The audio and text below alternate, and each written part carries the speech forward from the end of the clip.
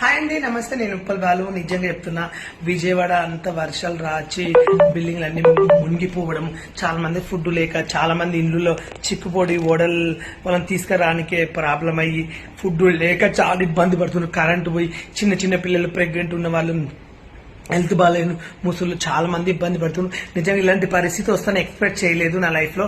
నా favourite place Vijayawada, మీ అందరూ తెలుసు. అప్పుడప్పుడు కనకదుర్గం గుడికి వెళ్తా. విజయవాడ ఈవెంట్లు జరుగుతుంటాయి, చాలా బాగుంటుంది అక్కడ ప్లేస్ చాలా.